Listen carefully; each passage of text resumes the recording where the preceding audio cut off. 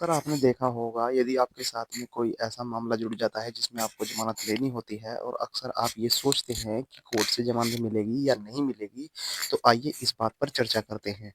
ज़मानत आपका अधिकार है भी या नहीं? इसको जान लेते हैं। ज़मानत आपका अधिकार है, लेकिन यह अपराध की प्रकृति पर निर्भर करता है। ज़मानती अपराधों में यह आपका अधिकार है और आपको आसानी से ज़मानत मिल जाती है, जबकि गैर जमानती अपराधों में यह आपका अधिकार नहीं होता बल्कि न्यायालय के विवेक पर निर्भर करता है। जहां न्यायालय मामले के तथ्यों के आधार पर जमानत को दे सकता है या फिर मना भी कर सकता है।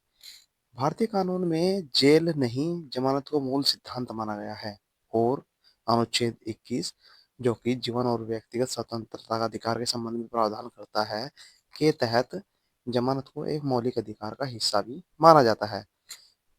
आइए देखते हैं जमानत का अधिकार कब होता है। जब आप कोई जमानती अपराध कर देते हैं, जैसे हल्की-फुल्की मारपीट, झगड़ा कर देते हैं, तो उस इन मामलों में जमानत पुलिस अधिकारी या मजिस्ट्रेट को जमानत देनी ही होती है, जब आप आवश्यक प्रक्रिया पूरी कर लेते हैं। अच्छा, गैर जमानती अपराधों में क्या होता है कि इन गंभीर अपराधों जैसे हत्या, राजद्रोह, रेप केस इत्यादि में जमानत मिलना आपका अधिकार नहीं बल्कि न्यायालय के विवेक पर निर्भर करता है, जो मामले की परिस्थितियों को देखता है। संविधान और जमानत।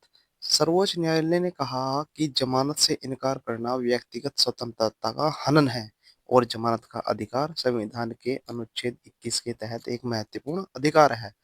यह माना जाता है कि जब तक किसी व्यक्ति के भागने का कोई बड़ा खतरा न हो, उसे जेल में रखना उचित नहीं है। जमानत एक नियम है और जेल अपवाद है। निष्कर्ष तौर पर हम यह कह सकते हैं कि जमानत मिलना एक मौलिक अधिकार है, खासकर जमानती अपराधों में, लेकिन गैर जमानती मामलों में यह न्यायालय के निर्णय पर निर्भर करता है, जहां विवेक का इस्तेमाल न्याय के हित में किया जाता है। वीडियो अच्छी लगे तो लाइक और शेयर करना न भूलें और हमारे फेसबुक पेज और यूट्यूब चैनल को फॉलो और सब्सक्राइब कर लें ताकि आपको समय पर आने वाली वीडियो की जानकारी मिलती रहे।